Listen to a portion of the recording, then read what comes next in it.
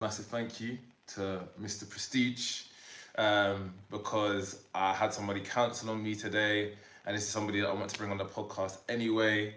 I only had an extra 2 days to do it basically before he jets off, Yeah, goes to another exotic location. So I really appreciate you for coming in just straight away, unexpected. no problem, Mama. No problem. If you could tell the audience your name, age, occupation, and a fun and a fun fact about yourself.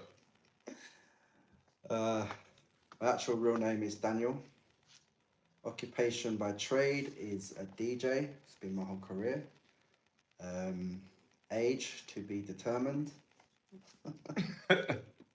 Fun fact about myself. Yes, that not everybody knows, including your people. Oh, I mean, on the spot here, mate. Fun fact. People struggle to answer this question, you know. Yeah, I don't know. I don't think I have any secrets. Not secrets as such, but it's just something that might be interesting for the audience to know. I know you know a lot of people, obviously, in the industry.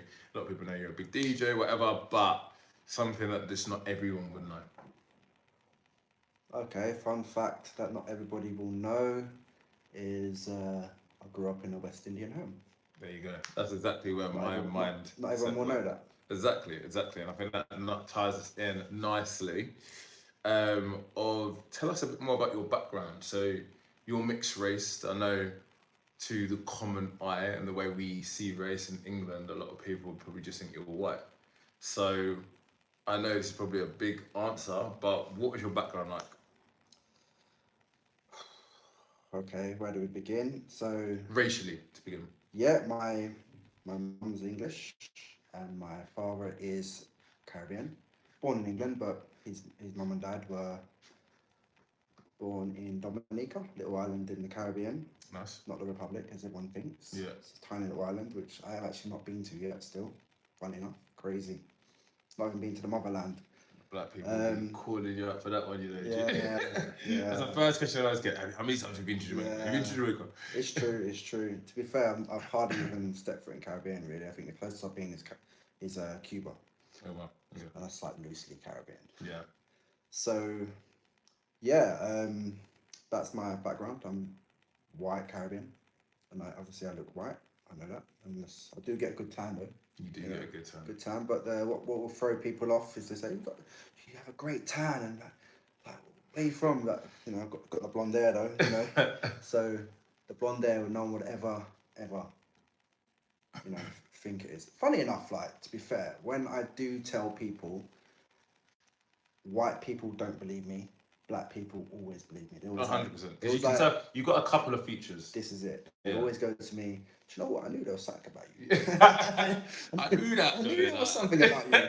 So you had a little flavour in you, though, innit? Honestly, it literally is that. So yeah, to be honest, yeah, white people are generally like, no chance, don't believe you. What are you talking about?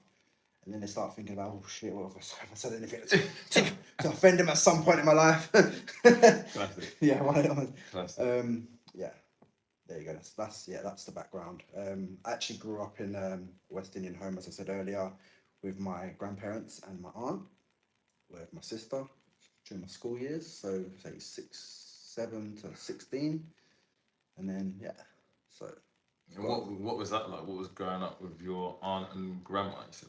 yeah, aunt, grandma, granddad. It's very traditional upbringing for a West Indian home. My granddad was a quiet man. He would work at night, so he didn't really speak much, just paid the bills, done his job. Mum was a bit of a crazy one. My aunt was quite young at the time, and she was looking after us. She would have been, you know,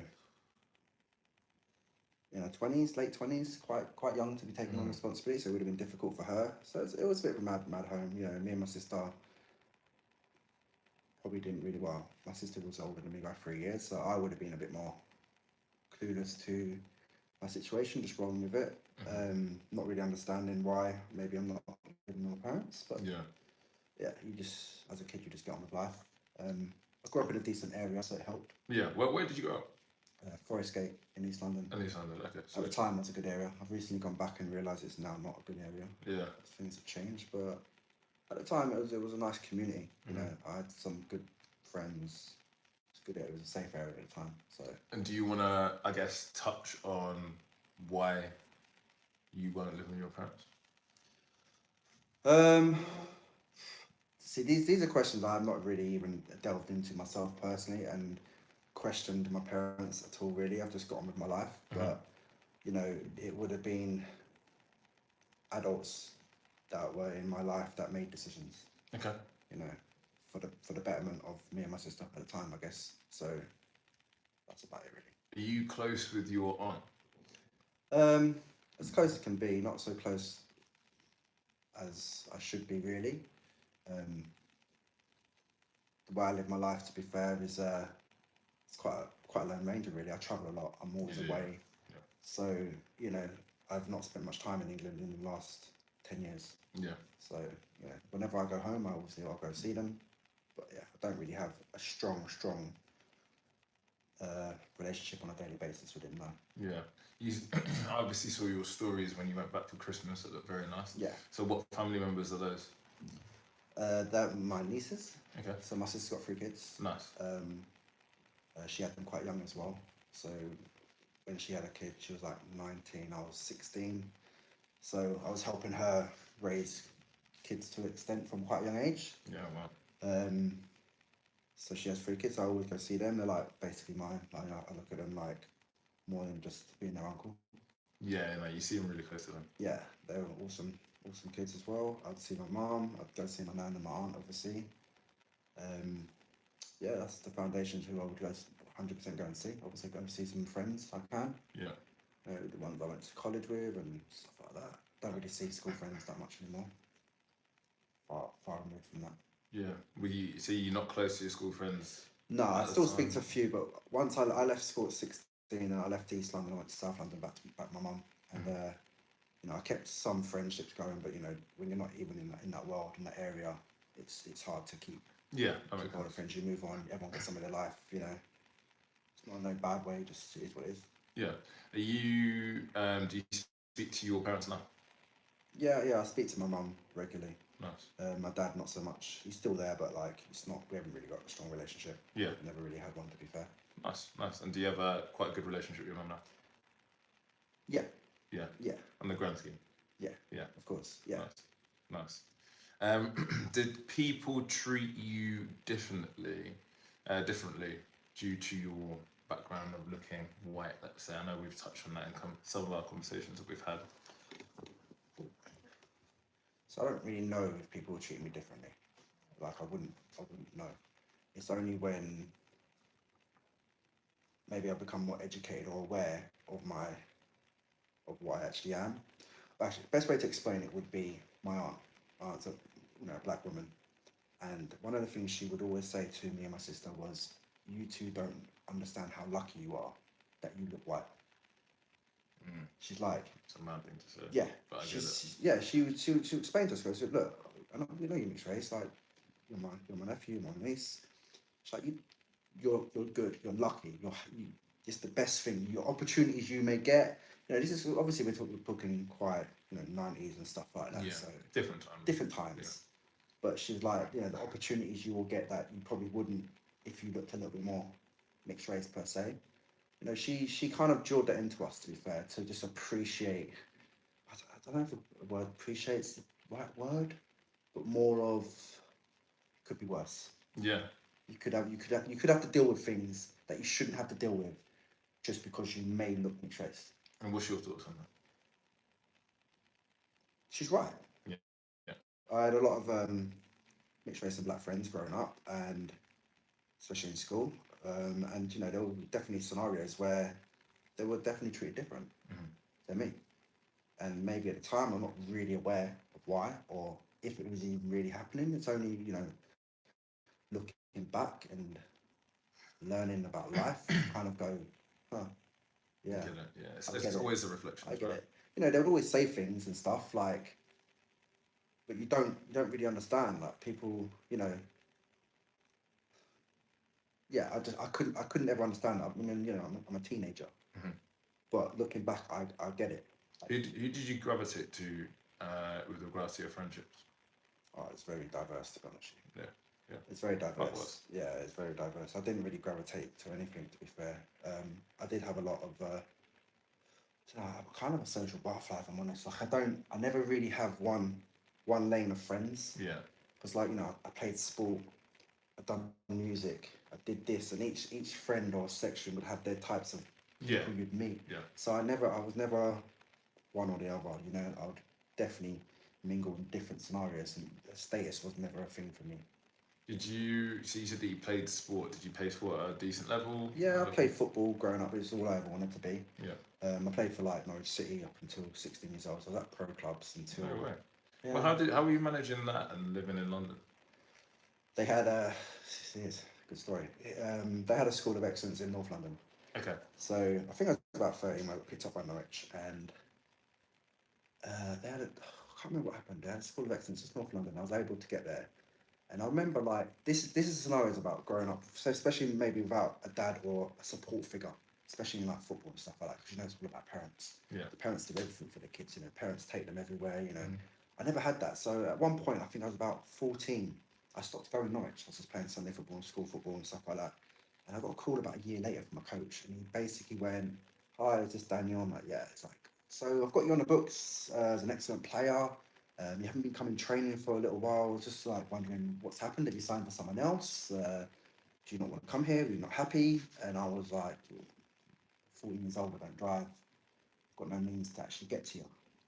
Like that's literally what I had to deal with. Like I didn't go to a pro club for a year because I didn't have the means to, Yeah. to get there. Yeah. And he went, "Is that the only reason?" I was like, "Yeah, that's the only reason." So he basically went, if I can arrange transport for you, will you come back to training again? I was like, "Yeah, of course," and carried on again. Nice. But it was literally simple as that. A whole year of training at the highest level that I just didn't have Yeah. because I didn't really have a support system. Do you think that with the right support you may have turned pro? Yeah.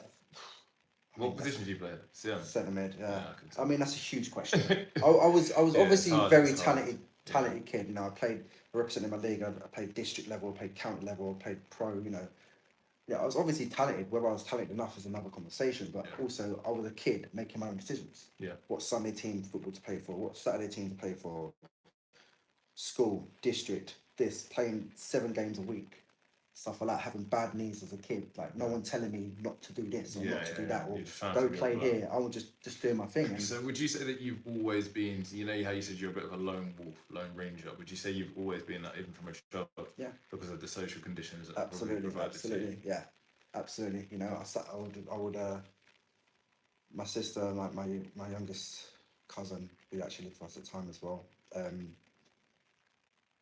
When they look back at me, there's always like, "You always just stay in the room, like it was quite quiet." I was a very introverted child, to be honest with you. As much as I played football, I was captain of the team, and I hung around with groups and stuff like that. I was a very introverted child by nature.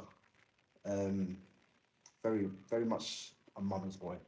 What I was told, I literally just hung off my mum when I was living with her before I moved to my nan. So you can imagine, like, when you think of the child like that, and then you suddenly move to another house and you're not with your mum. You can imagine what that kid probably went through. I don't really remember feeling any type of way other than just getting on with life. But you can imagine probably feeling quite rejected and all that stuff. So I was quite. Lots of questions. Yeah. I played computer games and stuff like that. Like, mate, I wasn't even interested in women until I was about 16. Like, I just it didn't bother me, mate. Honestly, like, I just wanted to play football. That's all I wanted to do. You said that to me before. Yeah, honestly, I was always interested in girls. I just focused solely on football, and that's all I cared about, and that was what got me through. Yeah, that's really interesting. Yeah, I was always interested in girls, but I really yeah. But I say like when I started going out, because I used to be like quite popular at my first school, and then when you go to a higher school, it's in a completely different town, and there were like just huge divides. And it took me like a little while, I think year 7, year 8, I'd still go to the parties, but I wasn't really like out there. It's only year 9, so like 14, I really started. Me and a friend of mine used to go to like nappy nights, so they used to have the under 16 events. I used to go to some of them. Poppy, I fucking love them. Exactly, do you know what I mean? Drinking that lemonade, and you're all like seeing who's going to go up to the girl, and you're just like hoping for approval from the rest of the friendship group. The thing is, it's not even that. It's back then. You didn't even need to chirp them. You just go, "Do you want to dance?" I'm not even gonna lie. It might sound a bit wild, but this is what happened. For us, we just go up behind the girl and start dancing. Yeah. Yeah. There was not I even. mean, That was not even a question. There's not a question. No. So it's like I'll go and dance with her. If she accepts it, she accepts it. If she don't, whatever. Yeah, you just got to take your Do L. you get one of them? Yeah. Pull away. You got to take your L. You got to take your L. You got to take your L. But it was great for picking up L's because it doesn't matter how nice you were. At some point, you're gonna get rejected. Yeah, you're gonna get one of them. Yeah, you're gonna get one of them. Yeah. Or like the friendship groups are gonna be like, you know, the friendship groups is like. That's where you. That's where you grow your skill. That's where you grow insane. your skill. So I learned what it was like to be rejected at a young age, and you know, I think that was my problem. I guess I didn't put myself out there at that age. You know, I didn't. yeah, sets you up nicely, and then you get more confident. You mean not the rejections were lows, but like you pick them up, and then the rejection happens less. You're more confident with it, and It's confidence. I think it's so important to learn these skills at a younger age. Like I always say, 100%. how important something like uni is. I'm not trying to say it's for everybody, and it is extortionate now. But in terms of like, we're going for obviously a generation Gen Z. So many of these kids, they don't even want to socialize. No. But that is where you know you're gonna meet loads of people from different cultures and backgrounds, and So go through those dating. this is how I got out of my shell. It's like when I didn't go to uni, but my first year in uni was my first season abroad. Yeah, of course. At that age, I went abroad, and that's where I kind of learned to be social. Like I really came out my shells where Prestige was born. You know, I started getting into music, and you know, I kind of my introverted self was Prestige. My introverted self was Daniel. Yeah. And you know, this guy just took over with the music. So there's a lot that I want to dig into there. Yeah. So let me piece it. So what was the change from football to music? How did you get into music? Garage music. Okay. UK garage, man. So it's actually my sister that got me into it, really. She's like, you need to stop listening to that name, Bruglia. You need to listen to this. I was like, what's this? And I think it's back then, you know, when you had the radio station, and every station was garage, and you just like, I think the first song that really got me to fall in love with garage was a song called Doolally. Don't know if you remember it. Because I think I'm going to Doolally. It's just a big song. I remember just going through the radio and just literally just scrolling until that song came on. Listen to it. Scrolling, song, listen to it. And then started listening to MCs, and I was like, oh, this is sick. I fucking love this shit. This is amazing. And then thought, I want to MC. Started MCing. My boys were the same. We all just went in my nan's basement. We got a karaoke machine, taped like a radio set. We would MC over these things. And yeah, the whole MC thing was developing from say 16 till I went to Mali at 19. It was Mali as my first season. How did you get into paid gigs and whatnot? So you started as an MC, not even a DJ. No, yeah, exactly. I was an MC. So when you're an MC, so let me make sure I've got this correct. So as an MC, you were more like hyping up the crowd than actually rapping. No, back then I was a garage MC. Yeah, I was spitting bars. Spitting bars. Spitting Okay, bars. yeah, I didn't know. Big bars. Big bars. Okay, yeah, nice. yeah. Essentially, it's big bars. So, paid gigs. I was on garage forums and stuff like that. Basically, it's online. You had chat rooms and stuff like that. So I built my reputation, small reputation, with garage forums and things like that, where you chat to other DJs and MCs, and you know, people put on events, and you worm your way in. You know, make cassettes and mix CDs, send them to every single promoter you can. Was it expensive though to get started? Not really. No. I mean, you just literally would record a garage set with someone, or go around someone's house, do a mix, record it, copy the tapes, send them out to promoters. You know, it was the raw kind of way of trying to build yourself. Where did the name DJ Prestige come from? That's what I've always known this guy as. No Daniel. Even to this day. My MC name started off. Here we go. Oh God. So my nickname when I was playing football was Blondie. Because I had very blonde hair and lots of it. I was this little fucking 5'6" kid running around. I was always playing 2-3 years above myself. That's another way to show that I was obviously quite good. But I was also tiny, small for my age, but playing 3 years, about 2-3 years above myself. So I was known as Blondie, this little rapid blonde kid running around, and I was like, "Who the fuck's this kid?" So my nickname was always Blondie through school. So I started as an MC Blondie, and then started getting a bit serious with my boys, and they was like, "Listen, sat me down, like, "Look, you can't be called MC Monday. That's way. It's not cool. It's not clever. It's not big. We got to think of a name for you." So me and boy were just kind of. It's all coming back to me now, man. Jesus. So I'm on the phone with my boy and just like, I don't know what it was. I must have been sat on the toilet, bro. Like honestly, and just looking at things. I think it was a shampoo bottle, and it said Ultra on it. I'm like, "What about MC Ultra?" And he's like, "Yeah, that sounds alright still." So I started off at MC Ultra a little while, maybe a year or so, and then started getting some actual gigs with promoters, actual garage gigs, and one of them was a DJ called Martin Liberty Lana, who was quite a big garage DJ at the time, and he signed a new MC called MC Ultra, was the name, and he's like, "Listen, we've signed him to a record label. He's gonna blow up. You need to change your name." Let's be honest, I know you're attached to it, but you need to change your name. So I always loved the term prestigious, just that term prestigious. So I changed it to Prestige Ultra, which is kind of sounds like a fucking fan fact now. Yeah, it sounds bad. This is the We're nearing. this is the evolution. Everything's a step. And then, You got to get the perfect pizza. You know, you need all the different ingredients. It's an evolution. This is all before I'd done my season abroad anyway. This is probably 16 to like 19 years old. Yeah. And basically this MC Ultra actually contacted me. This is a whole different story, and it was a bit of a drama. And I was just like, I just dropped the Ultra. Didn't care. Just went with Prestige. And that was how I was born, really. And then the first season where actually things really kicked off for me was in a summer season abroad. So for me, losing the name didn't matter. So can I ask you a question? So did you already have paid work going out there, or did you just go out there? No. Yeah, nice. So just me and my boys, we all worked. It was our first kind of year out of college, and we all worked in the same place. We all worked at a gym, lifeguarding, stuff like that, and was like, "Look, let's do season abroad."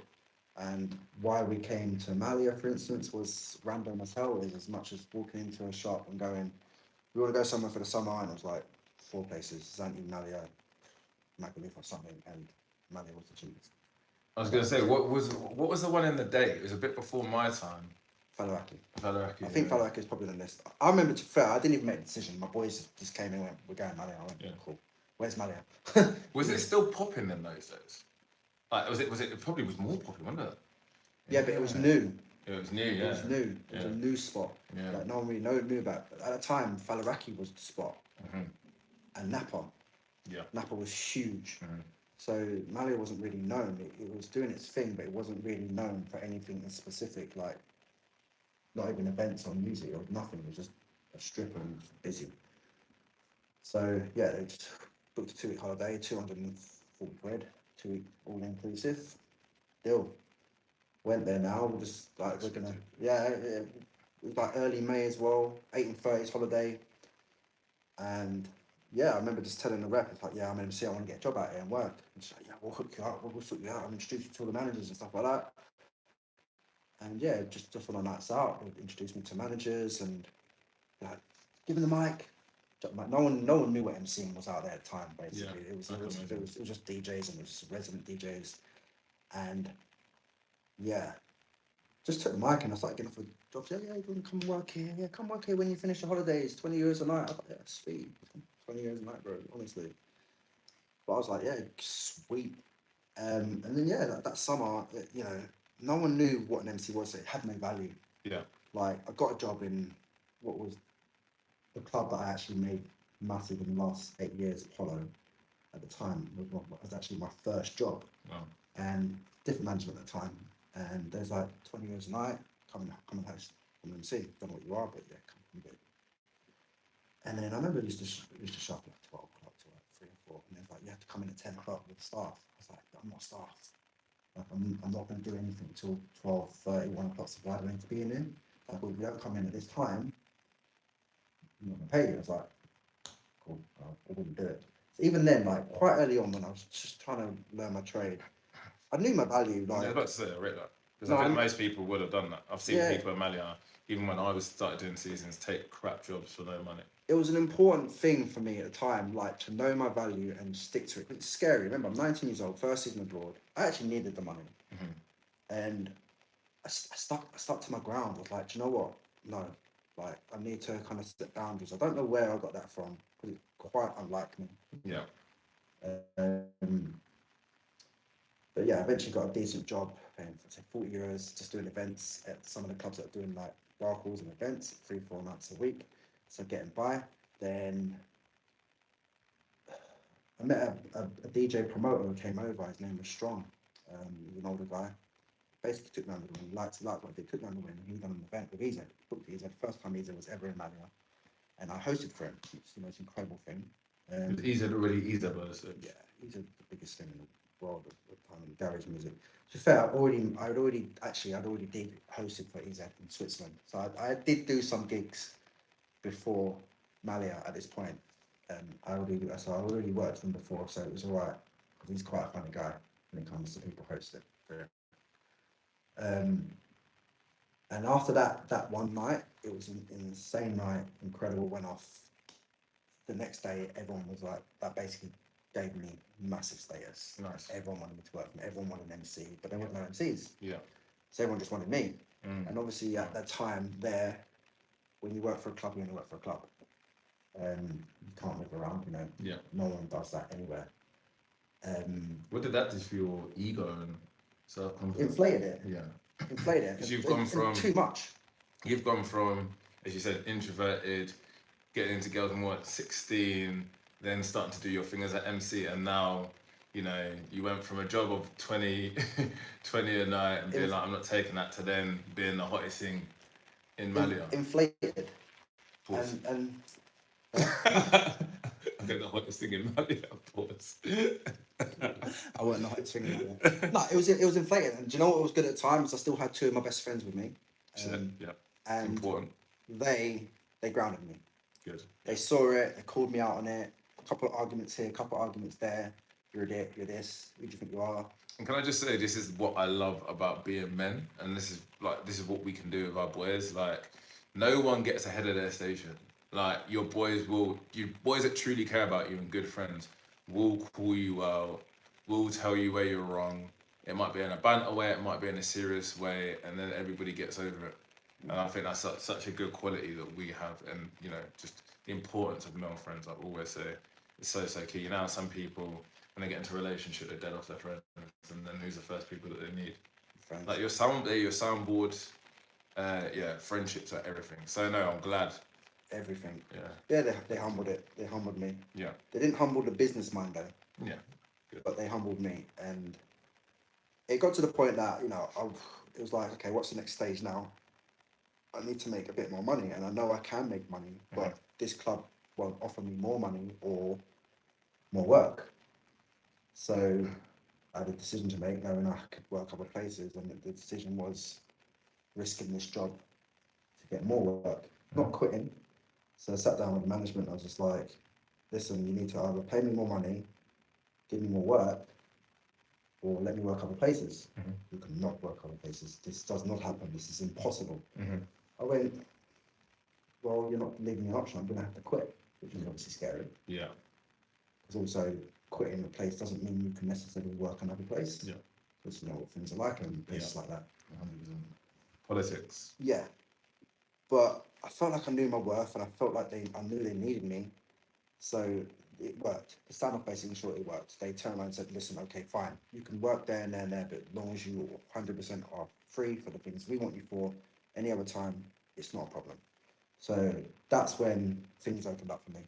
And I could literally go there, and I'm 3 places a night. Actually, you know, even if it's only 30, 40 euros a set, it's adding up, starting to make some good money. And also people like, how are you able to work other places? Like, this is unheard of, you know.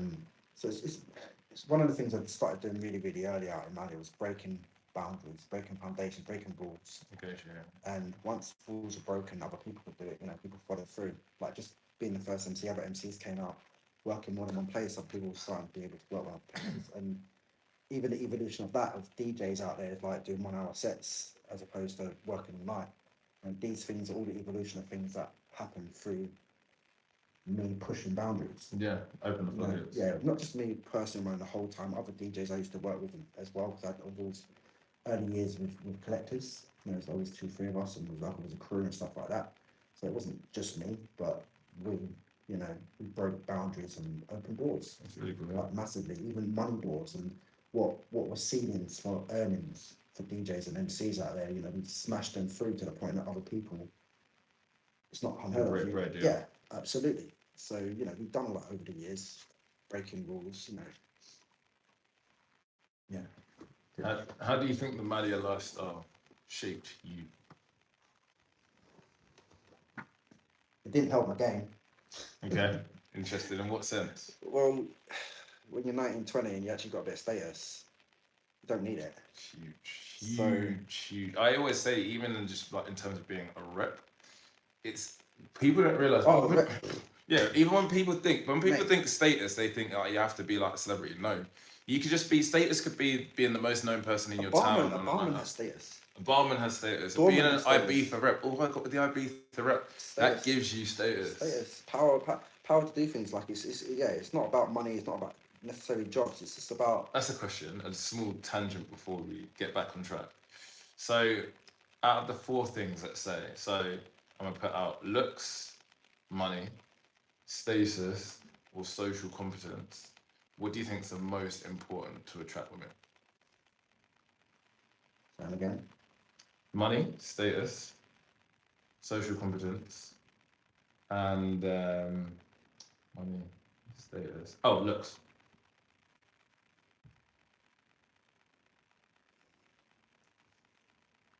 Social competence, probably. I'd say social competence. Yeah, social competence. But I mean, if you've got high status, like if you're super high on one, you're. Well, let's be honest. You can throw money in there a little bit, but let's just say Jay-Z and Beyonce. Yeah, that's the extreme, man. That's the extreme of the extreme. Because he's got money. We need to find someone that. So much. We need to find someone that ain't got money. He's got so much bread. But she has, so money doesn't matter. Well, it did when he cheated on her. She was like, I'm with a billionaire. I'm not really gonna find this elsewhere. I'd say social confidence. Yeah, like but I completely value, like value and status. It's the biggest thing. Yeah. That actually is. Status is the biggest thing, man. You think status is more important than social confidence? I almost similar, really, a little bit, I guess. No. Nah. But I hear exactly what you're saying. I think status is huge. So you're like, basically what you're saying is like it hurt your game because you just didn't even have to try. To a point, yeah. Yeah. Like I weren't really rolling around on under 16, getting my olds. Yeah. Right, so 16 to 19, starting to get in my groove or whatever, starting to finding the girls and finding the interest a little bit. And then 19 suddenly girls were coming to me. Yeah. Or I've been able to see that what was happening then is I was being selected. I still weren't being a selector. Yeah. So don't get me wrong, I was probably selecting some very nice girls, but I weren't going to get them. Yeah. So I weren't even learning that art. I was just accepting. Yeah. She likes me. She likes me. She's fit. I'm accepting. Yeah, I'm not doing. I'm not going. Oh my god, she's amazing. She's not interested in me, but I'm going to go get her. Yeah. I think that's something that a lot of guys as well, like guys that see themselves as really good looking, pretty boys, whatever you want to call it. I think a lot of those fall into that trap, in a sense that they've never had to try. So one, it can stop you from meeting not just the right girl, but even like a girl that's like equally as good looking, because you're just like, you know what, this average you can get. I've got about 5 average looking girls that are coming up to me. The thing is, for our heads, right? There's nothing like chasing and conquering a girl. Like that, when you chase and you conquer, you stay with that girl. Do you know what I mean? Like I'm gonna have to disagree with you on this one, because I don't like chasing girls. No, I don't say I don't like chasing. No, but I don't like chasing either. When I say chasing, I don't mean the full retard. I don't think 110% giving it that. You know what I'm saying? I mean, but you've selected a girl that had maybe didn't have any interest in you. You don't even know. Oh yeah, it's beautiful. Right, it's a beautiful thing. You've chosen. Yeah. Right. It's not. Oh, she's interested in me. She's alright. I'll go for it. You've literally seen a girl or seen someone or whatever it is, and you've gone, I want that. You've had to put in full graft. Like you've had to put in. It might not even be hard. It might not even be full graft. But you've made the conscious decision with no.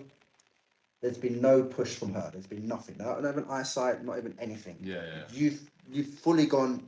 I want that. See, I agree, but I disagree. I agree in the sense that, like, where I can relate to you is I find it quite attractive going for a girl that I'm not stereotypically their type. I don't like going for, let's say when I've been with like your stereotypical Anglo-Saxon woman. I don't like a girl that's just only like black guys because it's usually like any black guy will do. It feels like to some extent. Whereas like a girl that's kind of like just just very open to whatever. Well, let's say I'm not their type at all. I do know what you mean because there's more. I don't know how to describe it, but there's more like in it. They really like you for you, and they're not just going for what they stereotypically go for. So I can relate to you in that sense, but I don't know, man. Like, I think the serious relationships that I have had, that I have been their type. Do you know what I mean? And I don't like putting it. I think if two people really like each other, you should both be gassed from the start. Yeah, It shouldn't yeah. be like the guy is just doing every single. I agree. thing. Like I said, I don't like chasing.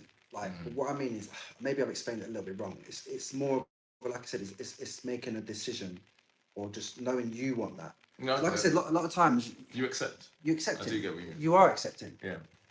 And you're not accepting because you ain't a choice or you ain't got options, but you're accepting. And the only reason why I say it is like any of the relationships I've ever gone into, I've always initiated to a small point. I've never chased too much, because I don't have that in me. Yeah. But I've always, in my head, I've gone, oh, I really like this one. And it's different. It's It panned out, as opposed to going, oh, she's giving me the eye. Yeah, nice. yeah. It's a lot easier. Yeah, and right? that girl, like, it wasn't when I've kind of gone, I really like that one. There was never a doubt in my mind of I want to make her my girlfriend. I mean, the timelines was a different conversation, but that was always the goal. Yeah. Whereas opposed to when the other scenario is like, oh yeah, I want to sleep with you, and maybe you see each other a few times, you see each other for 3 months, and you start thinking, oh, you actually really like this girl, and maybe get them. Yeah. When you've kind of made that early decision, I like this one, your goal's already there. Yeah. It's set. You might not get there, or it might take 6 months or a year. I don't know, but it's a different trigger. I get what you're saying. It's a different trigger in your head. Like, yeah, I get what you're saying. Like the last girl that I had something fairly serious with, it wasn't a full-blown relationship. We'd had like each other on Instagram for like ages, and it took me like 3 times to like be like, yo, we linking. And then it got to the point I was like, look, if I ain't seeing this weekend, I actually can't be asked anymore. Yeah. And then she finally got her ass some gear, and it had been like a build-up for so long. But I went to that stereotypically what I like to do. But the boys used to say this to me at uni. They'd be like, bro, like you're just settling for girls that come up to you, as opposed to like actually being like, nah, because they're like you get with some of them ones, but you're just not even. You're playing it safe all the time. This is literally what I did. So yeah, I completely hear where you're coming from. It's literally what I did, and the only times I didn't do that were the ones I had relations with. Yeah. So that for me tells me how my brain works. Yeah, exactly. Do you know what I mean? So it's an indicating factor. How many relationships have you had? 3. 3. 2 years, 4 years, 6. And how did you navigate relationships with the DJ lifestyle? Because I know we've got way more to go into in terms of how much you've blown up. Yeah, they met me doing that, so that was obviously a factor in the attraction for them anyway. Yeah. It would have been for sure. Status to a certain point, attraction, So yeah. They all, funny enough, I met I met all the girls abroad in the summer, so you're meeting people from all over the country, so they all end up being long-term relationships. Long distance relationships. All English. Yeah. And how do you find navigating a long distance relationship? I think I'd struggle with that. I mean, I've met people where they're moaning if you're not in the same town, which I think is ridiculous. All of my situations, the girls live like usually 2 hours away.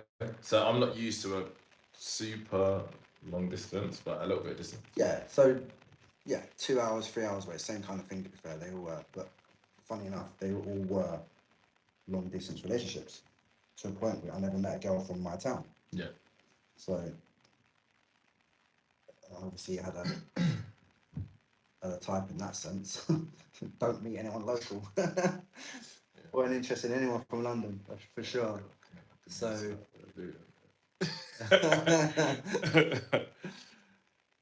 yeah, so with me, I think with these girls, I was quite a laid back person, so I don't think there was ever really a trust issue. And it wasn't my end, so I never fueled any reason to have any trust issues. So it worked for me, and the fact is, all my relationships were long distance. So I spent quite big periods of time apart, and then, ironically, big periods of time together. So it's like intense to out, to intense to out, and I did that at a really young age as well. So at a young age, I had that training of being okay with being away from the partner and being able to deal with that, and also being okay being with someone 24/7 for 4 days in a row. I kind of learned in both scenarios in my early relationships, which are a good thing to a certain point. But also helped me figure out what was good to look for in a person. I think for what suited me. So no relationship was ever kind of stifling. It wasn't fueled with jealousy. Good. And you was able to just do your own thing, both of you, and being genuinely happy for your partner to be doing their own thing. You know what I mean? So would you say any of your relationships, none of them were like chaotic or anything like that? no. My second one was loosely chaotic because she was actually quite a bit younger at the time. Not younger, yeah, younger at the time. And she had to grow up a bit. So it was she was quite high strung. And I was very laid back. Maybe she wasn't high strung, but maybe it's high strung for me. Yeah. And that was more chaotic. But also, I guess, exciting. Yeah. And that was like a different relationship. So I was going through a different type of feeling and learning something different about myself or other girls, I guess, at the time. So, Would you say that you've learned something from all the relationships you've had? yeah, for sure. Is there any that you would have, in an ideal world, stayed with for the long term? Well, my last one for me, I wanted to be able, like, I didn't ever want it to end. So I guess that's that answer really. Yeah. Whether The 2 year. The last one it was 6 years. The 6 years, longest. Yeah. Yeah. So for me, we split up and got back together. When I got back, well, it was like, okay, I'm in. So psychologically in my head, I was like, I'm done. I'm happy. This is what I want. So the answer is yes, because of that situation and how I felt at the time. Okay. And what do you think? Not having to go too far into detail. What do you think prevented it from being, a full-blown love story? Yeah. Circumstances. Yeah. Cool. Things happened. Not neither of us did anything to each other. Just the circumstances happened, and it panned out. And the distance thing was a problem because of circumstances that happened. So it just didn't work out. So when we were speaking earlier, and we're both pretty much agreeing with it, but you kind of said that women chase the same men. As a little bit of a side pivot before we go back into the career. So why do you think women are all picking the same men nowadays? Are we talking about the 1%, or are we talking about the fact that girls have type? Well, we, I guess, agree on this pretty much, but let's go to 1% if you want. So yeah, I guess they both go together really. A girl will have a type, needs to earn a certain amount of money, or needs to be tall, or needs to be this, or needs to be that, and so she'll have her type. And there'll be them boxes. Problem with having a type is every time you get them and it doesn't work out, and you still go for your type again, you're just making the same mistakes. I always say to girls, I speak to a lot of girls quite a lot. We have conversations. I've got a lot of good friends that are girls, and as a wise guy, a well-travelled human. It teaches you a lot of lessons, isn't it? Yeah, it teaches a lot of lessons. And you see a lot. I have good conversations with girls, especially when they're talking about boys, and it's just such naivety and stuff like that as well sometimes. And I'm always like, stop having a type. Like, stop looking for certain things and just go with vibes, because when you have a type, you're just looking for the same traits that didn't work out with the guy before. So you just keep repeating the cycle over and over and over and over, just doing the same thing. Like I said earlier, as Einstein said, the definition of madness is doing the same thing over and over, expecting different results. That's it. Yeah. Like, it's not going to change. So you have to open your mind and just not. And I've tried to do the same myself. Like, do I have a type? Do I look for the same thing? I try not to. Mhm. Like I don't, you know, I try not to look at someone and go, well, I'm not interested in that person because they're that or this or that or this. You have to have an open mind because you don't know what you can connect with, Yeah. like, and what actually works for you. Just know that, like I said, when you have a type and you're single, your type doesn't work.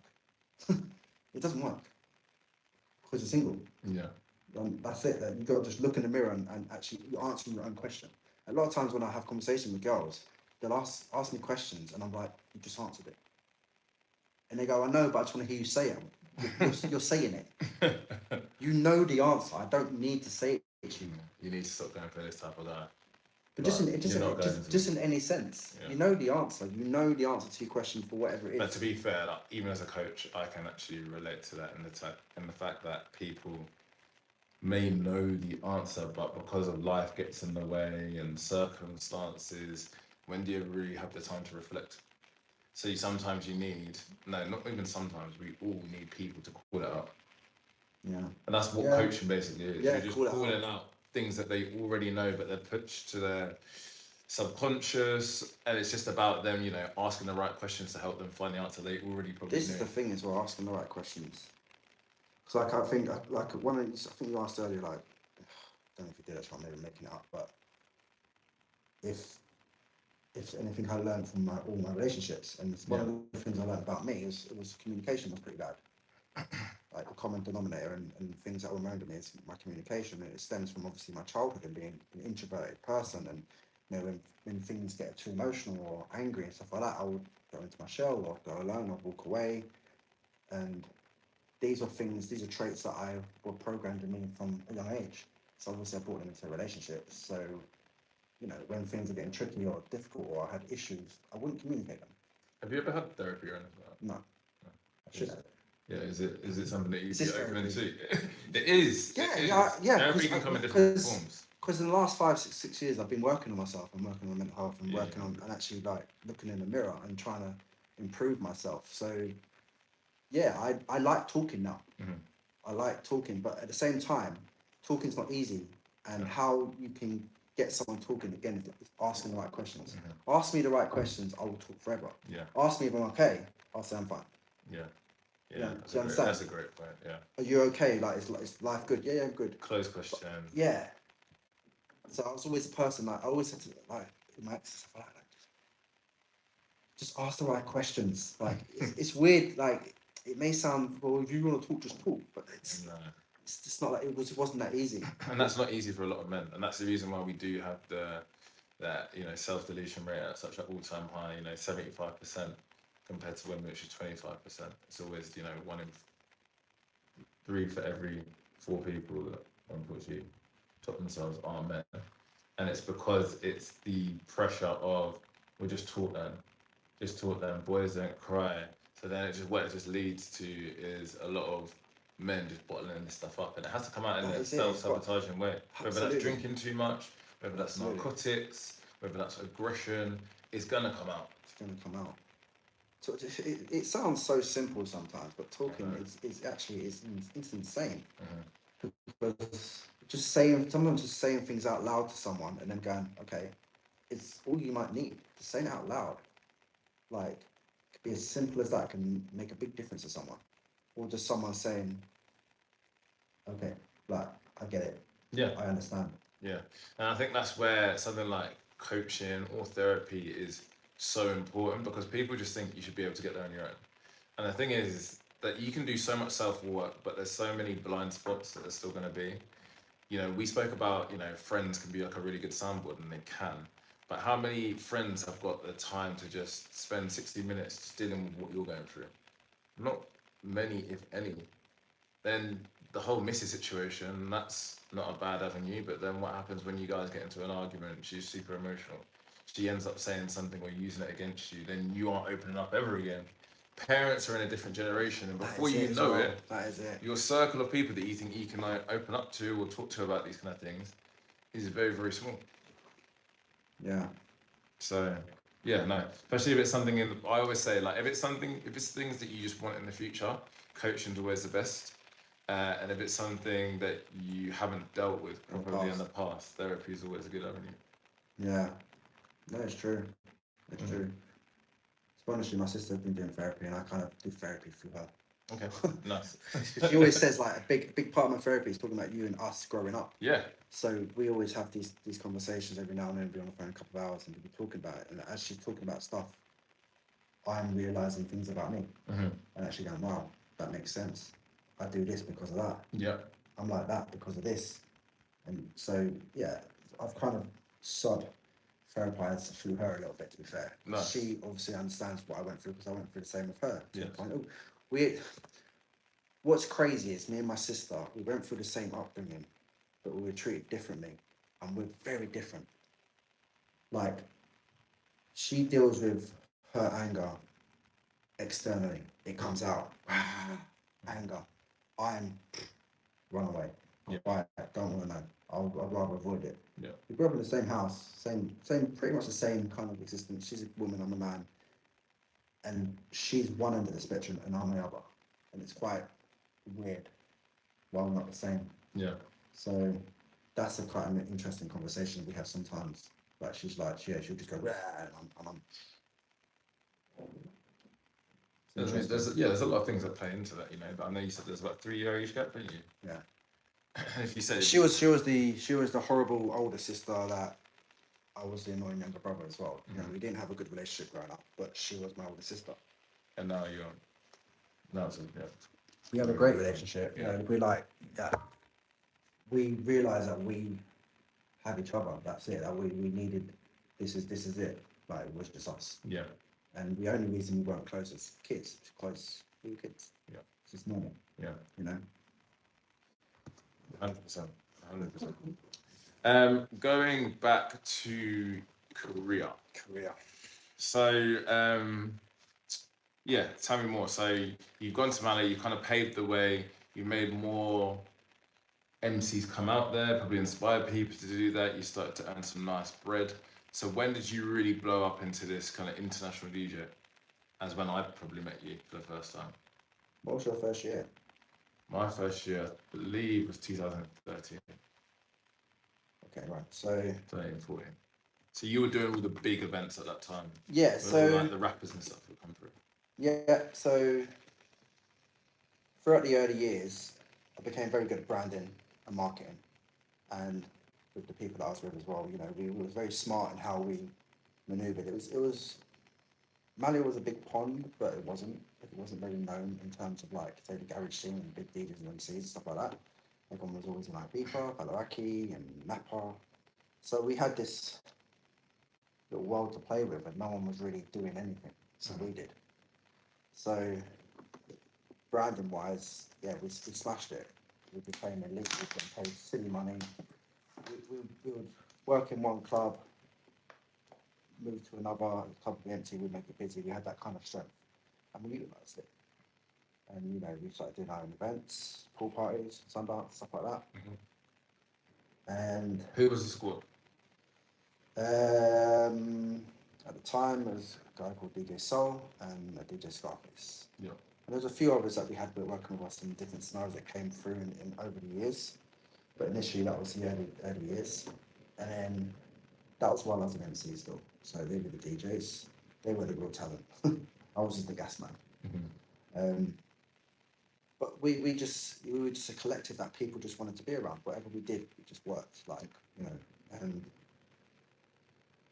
it became it turned from a hobby to a career. You know, the only problem with that is I was living for the summers. Yeah. So you know, you earn money in the summers, chilling in the winters, weren't really progressing too much. So my 20s were basically that great fun, but I weren't really doing too much. And what were you doing in your winters at that moment in time? You still doing the Thailands and stuff, or was no, see, that stuff didn't come till later in life? till later on in life. Yeah, I was So kind back of to the UK. back to the UK. Yeah. Back to the UK, getting by, doing whatever was needed. You know, it got to the point I was earning enough money. I didn't work in England in terms of getting a 9 to 5 or anything. So I would focus on trying to DJ and getting residencies and stuff like that, which was all good and well. Again, not lining up the world. It was kind of humbling coming home because you'd leave an island as a superstar, coming home to trying to get some residencies or just working in the club on a Saturday that no one really cares about. So that was another part of like the humbling experience and learning and growth. It was a good thing.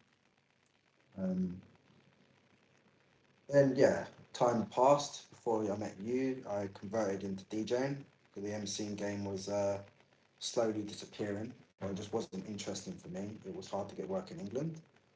So yeah, I used my status and reputation to earn money DJing while I was learning.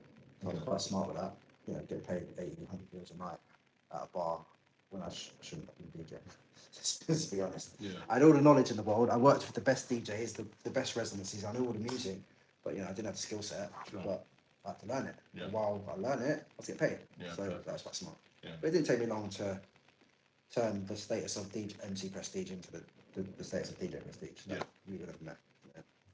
So, and then, yeah, maybe 3 summers of DJing before I became one of the main DJs out there in the main club. Yeah. Just destroying it and doing all the events and stuff like that. So then the rest is history with that, really. And where's that taking you across the world? What countries have you been to? Where have I worked? Switzerland, Germany, France. Not too many, to be fair. Okay. Like a lot of my work was based in Greece. Yeah. Actually. Greek islands as well. Yeah. Iraqi and stuff like that. You know, done that part. Against. So I did it. Kind of thing. Did you love it? I did. Okay. I did. Where did the love start to fall? I love entertaining people. Yeah. Like if there's a crowd there and they're buzzing with what you're doing, there's no better feeling. I don't miss that at all. I think I lost a lot of passion for it in the last few years. Probably mainly due to not maybe needing to do it so much and maybe realizing that I was kind of like needing something else. Mm-hmm. Been doing it a long time, and you know, focusing my whole life around someone. And I just didn't want to do that anymore. I think a lot of things changed. You know, and that came with traveling as well. Like I said, I think I hit Thailand for the first time in a travel experience with my ex at the time was when I hit 30. And for me, when I look back now, I feel like my life didn't really start until I was 30. Yeah. So I think the combination of that travel trip, that age, and actually seeing the world, it made me put more things in perspective. So at that point, I was like, something needs to change. So I knew leaning towards that. So when I had the opportunity to not do it anymore, I knew I didn't want to. Okay. For now, I mean, I was never like, I'm done with this forever, but it was more, this is not what I want to do right now. Yeah. I've come over it for now. Well, because you'd seen some other places in the world and you thought the world's just bigger than Yeah, it's just big. Yeah, exactly. It was just, it was bigger than just doing that. Yeah. I just found other things more appealing. You know, wellness, training, Yeah. meeting better people, older people. My world was geared around 18 to 20, 23-year-olds. Yeah. And this was just not good. Yeah. It's not healthy, it's not good. Yeah. You know? It's like when your whole world is based around that age group. Yeah. You look at girls your age as old. Yeah, of course. Yeah. And this isn't good. Yeah. That was always a problem. Right. You need to get a girlfriend your age or go like I don't meet anyone my age. And when I do, they look old. Yeah, and I get it. And they're not Yeah. old, they're just It's not what my you're vision used to, my vision's looking at. That's Yeah. that's It's the not your- problem. It's not your spec. It's not my spec. And it's not I that I remember choose that, it's just I have to realign the spec. I remember, and don't get me wrong, you're obviously way away from Wayne Ellipper.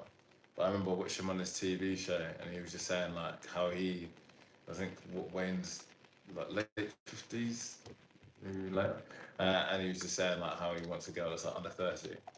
And I think he was getting that was thick. But he was just literally like, they brought in like a really attractive older woman for him. He was just like, nah, I need younger. But it's That's again, all he that's sees. all he's seeing. That's all he Like, sees. Oh, beach. That's all he sees. So it's like I don't know how to explain it. if I'm 25 and I meet a 25-year-old and I stay with her for my whole life, and she grows older than me, my vision grows with her. Yeah. She's still that same person. So when she's 50, I don't see a 50-year-old. You know, my vision's gone with that person. So I look at 25, like 5-year-old is really, really young. If you never seeing above that, that's just getting older. Bit. What you're seeing isn't. Yeah, So no, when you look up and you look at that age, it's old. Yeah, I get it. Even though it's not, it's a really, really harsh thing, but that's just because of the world I was in. It's changed in the last 5 years coming out of that world. You know, being in Dubai, traveling through Asia, and spending most of my time over there, meeting people of age, Yeah. at least above 30 and whatnot. It's changed, and now I can see like a 35-year-old or 40-year-old and go, yeah, you don't look like my aunt.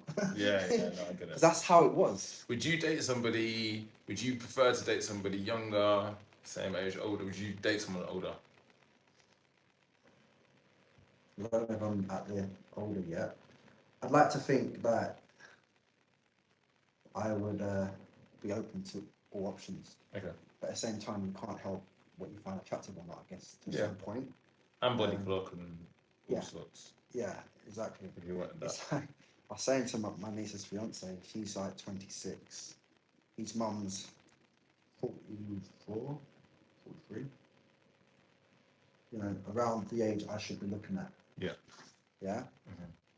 And it doesn't even enter my mind. So we're having a conversation, I was like that, like we're saying it like, oh, my mum, like it's me saying my mum. Yeah. Like they're both 20 years apart, and I'm like, that's actually the age bracket. Like that's what I should be. It's not even a consideration. It's not even an afterthought. Like it's weird. Like I'm like, that should be my world. I should be looking at your mum going, oh, what are you saying? I mean, do you know what it is though? Like I always say that we have to. I know we're in this generation of like shaming men, but we have to admit that, you know, women have always dated older and men have dated younger. And don't get me wrong, I do think again sort of cap. I think when women get to about 35, they're like, oh, okay, I'm not just gonna go for guys that are older now, because a lot of them are gonna have families or they might even be married, and there's gonna be complications there, especially if they still feel like they're young and youthful and want to still travel and stuff like that. You can see why there's probably like an age bracket where they start to go, oh, okay, maybe let's go younger. But what I would go, and I want to hear what you're going to say coming back to this, but what I would say is, guys have always dated younger, and it's because of the qualities that men look for in women. And what women look for in men is usually leadership, guidance, not guidance in a controlling way. No. Guidance in like, okay, we're going here for dinner. Well, I'm going to put the not Which babe, comes where of do you age. want to go for Which comes of age. That's why Exactly. they want it, 100%. And the things that we want, you know, fertility, that may be. It may be Primal. Exactly. There you go. Primal. We don't want a woman that's super experienced. We want to be their first experience if we can be in whatever metric that may be, and that's the reason for it. So it makes sense even outside of the DJing and whatnot. Like as I've got older, I'm like, now I understand why older guys go for younger girls. Like it makes a lot of sense to me, but I don't like how that has been shamed. It shouldn't be shamed. It's been around forever. Like Exactly. Yeah. if anything, it's got less. It's got more sensible, you know. But the thing is, like, if you're an older guy, the pond is very small. It's extremely small. Because, like, let's just say you're late 30s, or well, 40, between 30 and 40, or something like that. Or say late 30s. And, you know, you should be dating someone around your age, say 35 to 45 or something like that. 10-year age gap, something. Finding a single girl, let's say 35, that's not either divorced or got kids, right? Whole bunch. Now, no offense to any ladies, but if you're 35 and single, you've probably gone through a lot of trauma, so you're dealing with a lot of shit as well. Yeah. Maybe even exes or coming out of divorces. Yeah. Drama. Hard. Not what we want. Peace. Not what we want. So, you know, you wanna link girls before the drama. Yeah. Before the trauma to a point, but also that have gone through the experiences that they need, and maybe they travelled. Like, you know, I could meet a 21-year-old and get on with her and be amazing, and she could act older, feel good, and the attraction's there. And okay, maybe you have fun or whatever, but you know deep down this ain't gonna work long term. You can't invest in it because she's got to go through her shit. Yeah. Do you know what I mean? So It's all good and well going on. Yeah, Yeah, I'm gonna. Oh yeah, she's 21. Great. Yeah. Yeah, If the age, if it's too much of a bigger age gap, longevity is usually going to be an issue. I've been through one experience that I can relate to where the age gap wasn't mad. Like when I tell people that that's not that bad, but I think it's more just I'd gone to uni and she was about to start uni and I was a bit like, It's a different world, isn't it? It's a little bit like you're gonna want to go to uni and do your thing and maybe date a little bit, and I don't want to be, you know, you're like, oh, she's out 3-4 times a week. I don't go for girls that go out all the time. So I just, you know, something that I didn't really want to end, I did end for the best interest of more her than me. Sometimes you're So not in the same place. I can relate to that. Yeah, sometimes you're only not in the once, same place. one scenario I can think of like that. But do you know what? One lazy misconception that I really do hate is when older women just think, oh, guys go for younger girls because they're young and dumb and naive and docile. I'm not. It's not that. I've met way more immature older women than I have younger girls. Do you know what I mean? I've met some really immature. I think you mentioned earlier. You know, when they get to a certain age, they think they know exactly what they want. They've harnessed their trade. They've gone through this relationship, that heartache, and they've pinpointed everything they want. All you just said to me is type again. And they've made themselves rigid and jaded. Yeah, and it's just like, and don't want to compromise. Like that's. And also, I think they fall away from their feminine side as well. 100%.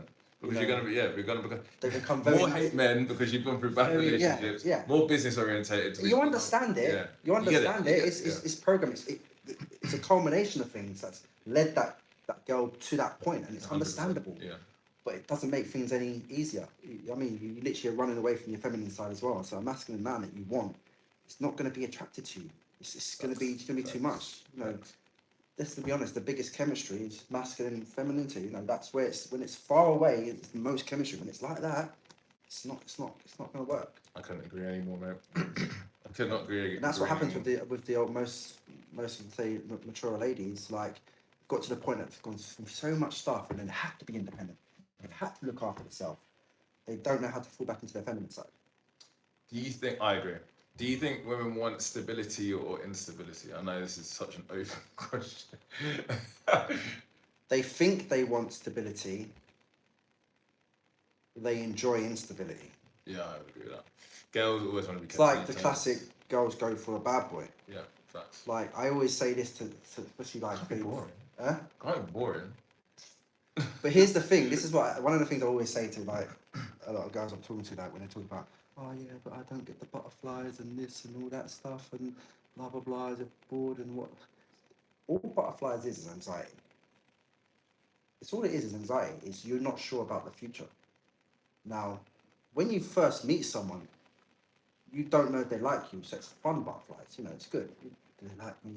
It's normal, but I think probably some arousal comes into it. Well, I mean, maybe, probably, yeah. But I mean, in general, you know, it's butterflies is genuine anxiety. Will they like me? Do they like me? Okay. Do they want to be with me? Will they call me again? Yeah, I'm open to it. Yeah. And you can move that even deeper into a relationship. If you're getting anxiety or butterflies a year into a relationship, it's because you're not sure what's happening. You're nervous, but you look at that as excitement. Mm-hmm. Oh, he did ring me today. No, security would mean you know he's going to call you today, but because you don't know he's going to call you, it's exciting. But that's not necessarily that's toxic relationship. Yeah. So a lot of women get toxicity confused with excitement. Yeah. You know, it's not exciting. You just don't know whether they like you. They leave you hanging. They leave you on an edge, and then that's exciting to some women, but it's basically toxicity. Yeah. And a lot of women don't understand, and men as well, to be fair. I mean, not women, both of us. They don't understand the difference between toxicity and excitement. Okay. So that's why people locked into toxic relationships, because it's exciting. They know it's bad for them, but it's exciting. Yeah. It's only exciting because you don't even know really where you stand with each other. Yeah. And you really like that person, but you don't know if they like you. And that's what it is. I like that. That's a good answer. Have you seen women in a different light due to your experiences as a DJ?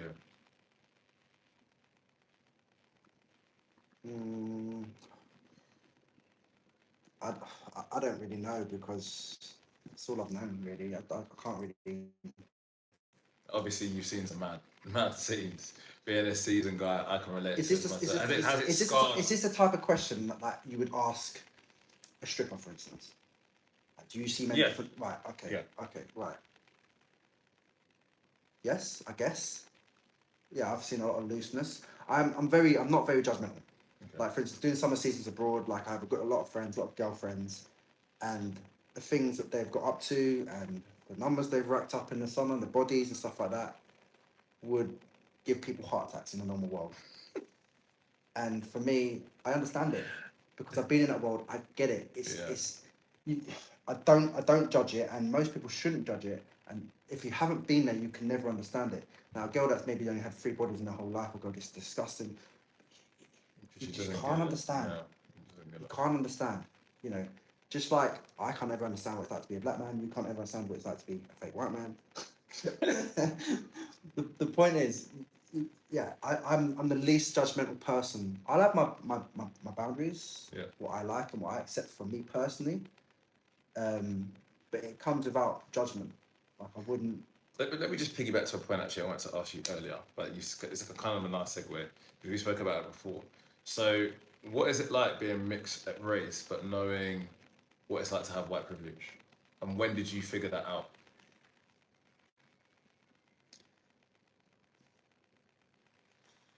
When did I figure it out? What age?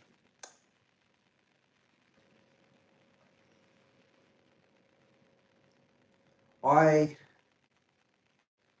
guess I'd done some really massive reflecting during Black Lives Matter. Okay.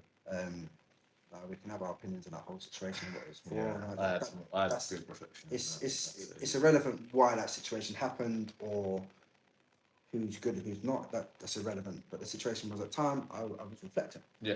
So. And I even put up a massive post because there was a massive debate about white privilege, and I had a conversation with my sister and I had a conversation with my aunt, and just trying to understand things really. And the realizations were quite prominent to me at the time, and I had to make a point. So I put up a post, and it was a picture of me and my aunt, who's black, and I said, I can't remember it, but I just basically went, this is for white people who don't understand what white privilege is. I understand white privilege because even though I'm mixed race, which maybe none of you knew, or some of you don't know, I don't get treated mixed race. I don't get treated like I'm black. It's as simple as that. The point is, no one looks at me and goes, "You've got a colour." It's as simple as that, you know. It's as simple as me and one mixed race friend and one black friend would walk into a place. People would notice that person's mixed race and that person's black, when they should just like 3 guys. Yeah. You understand? And I noticed that a lot growing up. When I look back and reflect, it's just like, yeah, it was just. I had to actually openly say to my friends, like, I will never understand what it's like to be black or mixed race, even though I'm mixed race, because I don't get treated that way. Mm-hmm. I don't get treated the same, and that's the whole point. I don't get treated like a mixed race or a black person because I don't look it. So it's irrelevant what I am. Have you heard like a lot of racist comments fly then over the years? Yeah, I did, and I called people out on the posts. Yeah.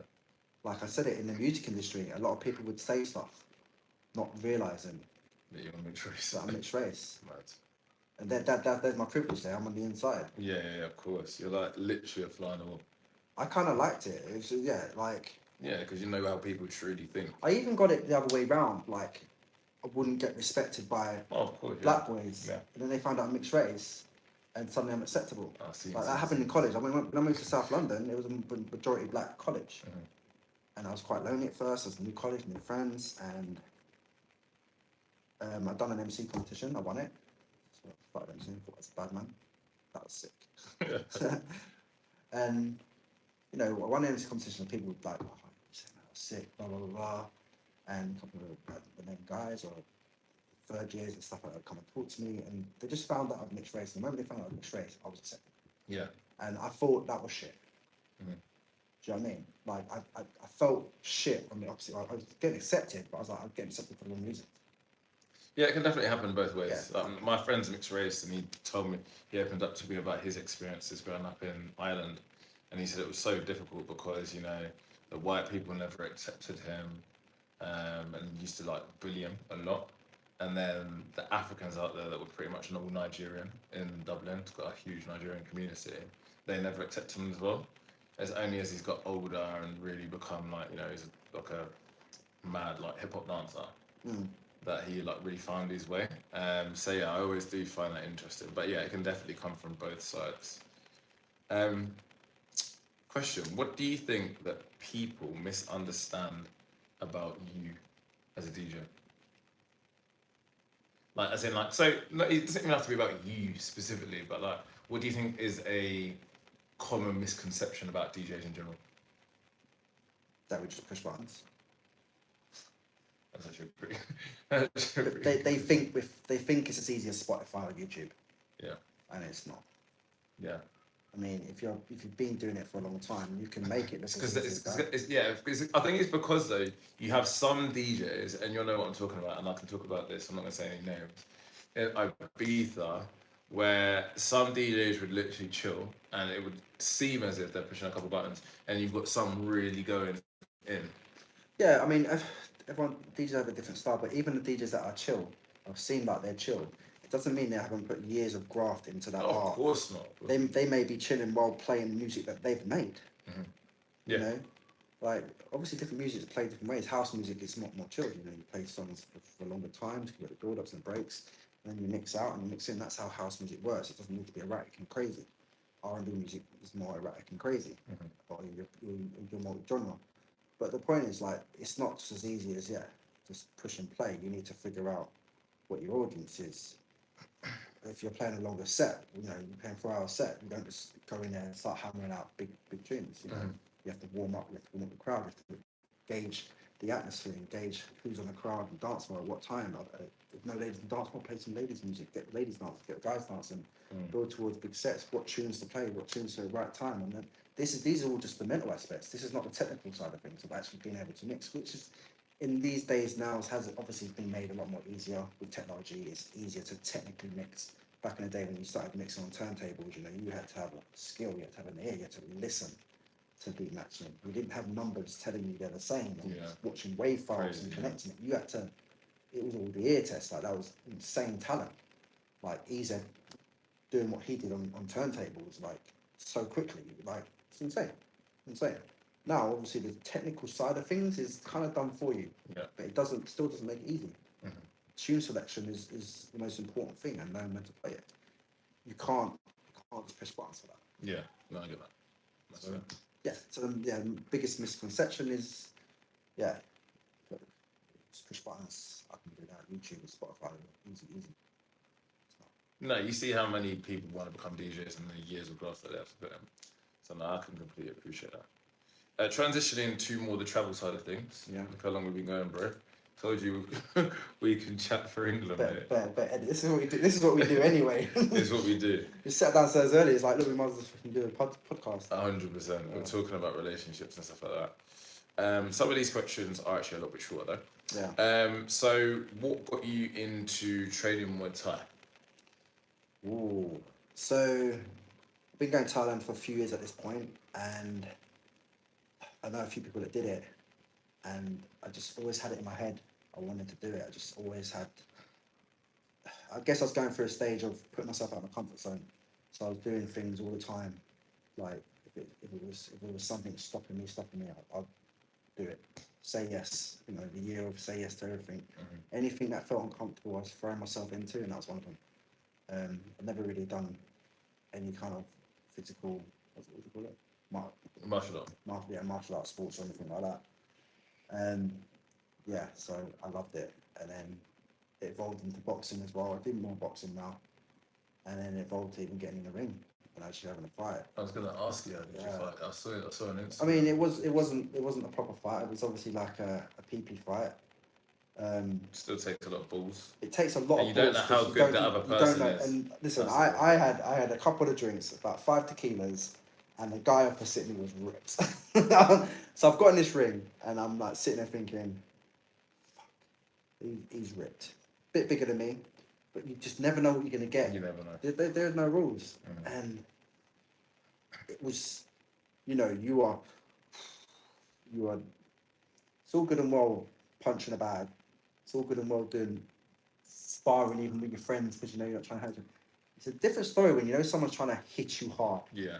It's a very, very different story. People are trying to get a knockout in that. You choosing to get in a ring with someone that wants to hit you very hard. So that was a massive thing for me. Like, yeah, getting in. And also, I'm not. I was like 25 years old as well, you know. Ain't no spring chicken. Energy, yeah. Of course. So. How'd you get on? I won. Got the W. 1-0. Come on. I'm retired. Come on, hey, mate. 1-0. Nah, you need like the one fight. That's something that I think if I kept doing it, I definitely would have taken a EP5. I'll show you the video later as well. Yeah. I looked alright. Yeah, I've seen a couple of clips. I wanted you to say that you got the W. I noticed that you got the W, but I wanted you to say it. 1-0. So yeah, no, we'll have to watch that properly.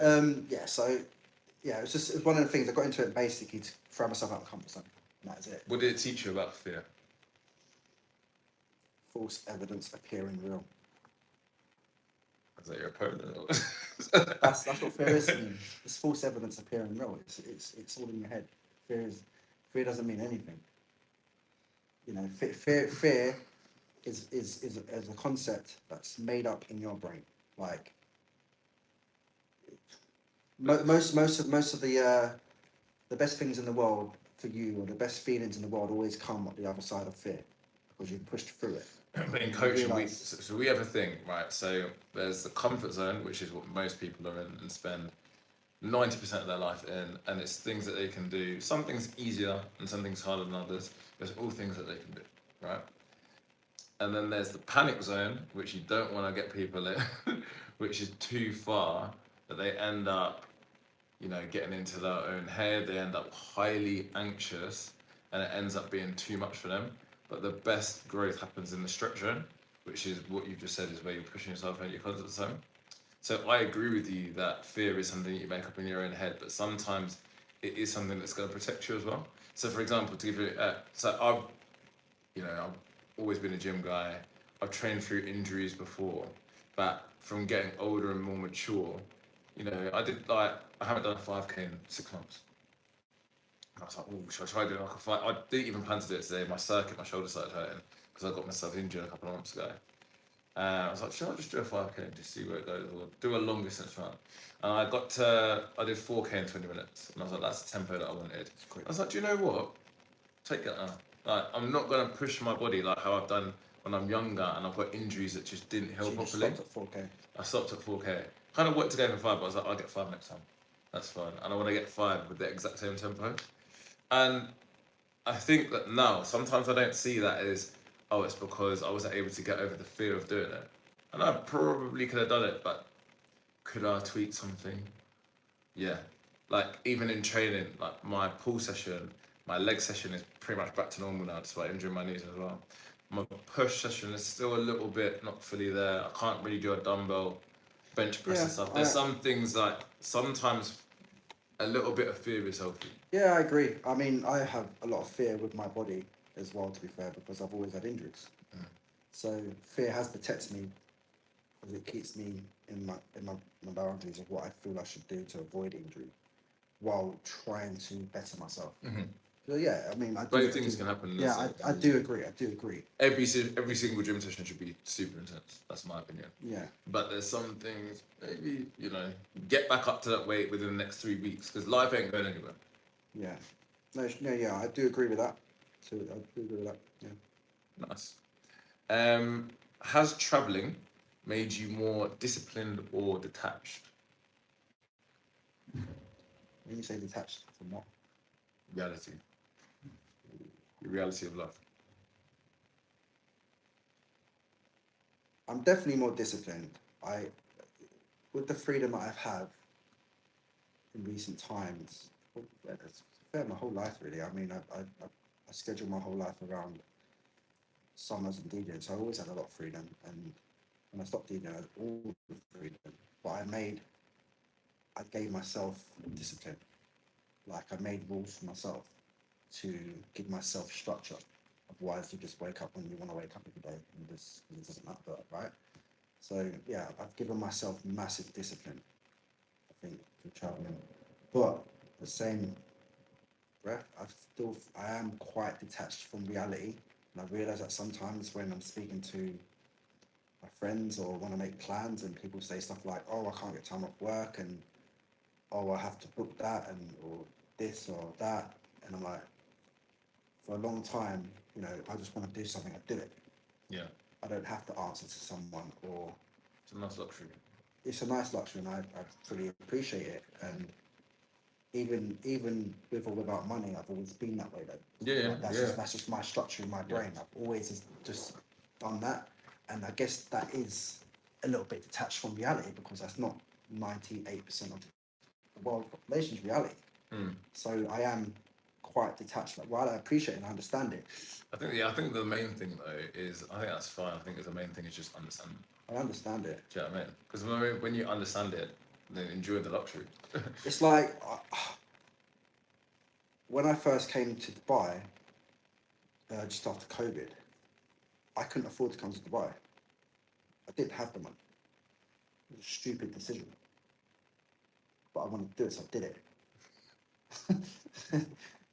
And I put myself in a really bad situation. Yeah. But that situation, I grew from it. Yeah. And a lot of people can't do that. A lot of people need the perfect scenarios all the time. Yeah. And if you're waiting for the perfect scenario all the time, it's never going to happen. And I lead that way. Like, people go to me, "How do you work abroad? When did you do it? How did you do it?" And I'll be like, people just don't. Yeah. "Book a flight." "What do you mean? Just book a flight and go." "Is it that easy?" "Yeah, just book a flight and go." Yeah, literally. Like, People are fearful. Fearful. Yeah. Like me and Cliff, so we'd always meet people that seem like they're doing well in life, and they'd always come up to us without fail. This is when me and Cliff were like, we were promoting a strip club at the time, and they'd always say without fail, and they'd even be like, "Oh, you guys are welcome to come out with me and the lads on this day. Come to Ivy Beach, come on our table. Blah, blah, blah. You guys don't realise how lucky you've got it. Your best mates, you're working abroad, you're doing your thing, you're having the time of your life. there's no luck. You can't put money on that. You can't put a price on that. And it's 100% right. It's no luck. But it's not luck. No, it's not luck, because you're putting yourself in that position. You I begged Cliff when it was Malia for the first season. I said, instead, all the boys are getting crappy little jobs in, nothing wrong with Sainsbury's, but like in the shop for the summer. We've just gone to uni at the best time. Let's continue doing this abroad. And also, when you do that, you don't know where your path's going to take you as well, because you're outside the box now. I think so. You're outside the box. Anything can happen. Your brain can lead you anywhere. Like, because you're seeing things, you're experiencing things, you're opening your mind to all types of possibilities that you would never know if you didn't leave your town. Mm-hmm. All you'd know if you stayed in your town is what your teachers taught you, your friends around you that only know everything that their parents teach you and your parents teach you in that town. That's all you know. Yeah, you learn so much about life. You look at like a lot of the top, multi-millionaires, billionaires. So many of them have traveled. Steve Jobs, for example. So many of those have done so much traveling. You have to learn about different cultures, how different people from different cultures work. Multicultural teams always do the best. And it's because you're getting loaded different opinions. You have to experience everything, and you have to try and experience more stuff. You've got to take risk. You have to take risk. How does Dubai separate itself from the rest of the party destinations that you've been to? Dubai is a party destination. Destination, but Dubai is a bit of a party destination, Yeah. let's admit. There's a lot of events and nightlife, and it is hard to sometimes keep yourself in. Yeah, I don't know. I personally just don't view Dubai for myself as a party destination. But obviously it is, but I don't think it's... I hear what you're saying. Obviously it's more of a party destination than any normal city because it's hot. So it's a holiday destination. London's not a holiday destination because it's cold. Obviously people live on holiday, but it's... Miami, similar. Where does the... Okay. I think Dubai just has something for everyone. Especially in terms of partying, it has something for everyone. Yeah. It has the big raves, it has the big DJs, it has the brunches, it has the daytime things, it has the lively restaurant meal evening parties. Yeah. It has something for everyone. But I say that about Dubai in any aspect of life, not just partying. I say Yeah. to people, Family. Dubai is whatever you want it to be. Yeah. You can come and create whatever world you want to make out here. So that's, and it's all available to you. It's not limited. So that's what I always say about Dubai, and it's safe. Yeah. Which is the main thing for me. Agreed. Why do you think so many men are looking to travel more now? Obviously, you've got the passport bros movement. What do you think has inspired that? I didn't know it was a movement, if I'm honest. Passport bros. Yeah. That's really like So what is taken it? off there now. Passport bros is people that wanna. I guess it's realistically single men that wanna not just marry abroad, but date women abroad because they basically think that Western women Oh, I have have gone seen. Yeah, crazy. right. So like, it's kind Don't of think like, there's any wife why abortions. would I do this when and pay this for an American chick, and they give me this all this stick and all that. I've got to go through this, and I can just go this, and I can go everyone's to happy. And Thailand and my so life's that's a what lot that. Okay. cheaper, and I'm meeting more what they consider as traditional valued women. So what was the original question? Now I know that. It was why do you think so many more men are traveling? So I guess I've kind of explained Peace the of reason mind, for the though. Yeah, no. movement. Peace of mind, like, or not peace of mind. Peace. No drama. I guess women over that side of the world are very calm Mhm. and, like I said, traditional, feminine. They want. I guess it's very true in the sense that the man provides, woman looks after. And men are quite simple creatures, you know. We do. Not everyone's the same, but we do want just peace and So to look simple. after, and So we'll give you what you want. good sex life, which grows over time. Goes over time. Doesn't have to be amazing to start with. No. We're open-minded. Yeah, You can be shit to start with. We'll still come back. just as long as we get enough. That's all. Just enough. We're pretty very simple. very simple. Don't give us grief over silly things. Yes. We've already People like the say- attractions there because we already said we want to take things further. Most men are not with the person if they don't want to be with them. They still, you know what I mean. Most men are quite strong. Obviously, a lot of people stay in relationships longer than they need to. 100%. Yeah. Majority of men, they're with you if they don't want to be with you. They just won't be with you. Yeah. No, And it's very easy to tell yeah. as well. Not doing the cutesy little things. They don't want to be out of you in public. There's like big signs that you'll see from guys that they are not feeling the situation. Yeah, for sure. Perfect. So moving on to the last section of the podcast, where we go into the future. So Prez, you are moving to Thailand again within the next couple of days. Yeah. How are you feeling about it, and why back to Thailand? So in recent times, I've been looking for. Let me start this again. So people would always ask me, "Where's home for you? Or what do you want to do? Or where do you want to be? Where do you want to end up?" And for me, I just follow what makes me happy. Mhm. So I always say, like a quote I always say is that I'm always where I want to be. So if I'm always where I want to be, I'm happy. Mhm. So if I'm not where I want to be, I just won't be there. So I should fundamentally, from that theory, I shouldn't be unhappy. Okay. So I just want to be happy. So I go to places that make me happy. And the last few years, just being over that side of the world and training and doing a lot of wellness, being around camps, I'm meeting the kind of people I need to be meeting at the moment. Better age, same mindset, they've travelled, they want to be healthy and fit. Yeah. These Good are shape. Huh? Yeah, really good shape. really good shape. That's in the pictures, yeah. But these are the qualities I want in my life. I want these people around me. Yeah. So People tend to be flipping happy. People tend to be very happy. wake up and go, like same you can do here in Dubai. Like wake up and just go to a Yeah. beach or go to a pool. And There's the biggest drama is, where do I eat my meal tonight for Yeah. £5? yeah, facts. Vitamin D is Vitamin essential. The sun. There's so many psychological studies that shows you how important that is for happiness. Even having your feet on the ground. grounding.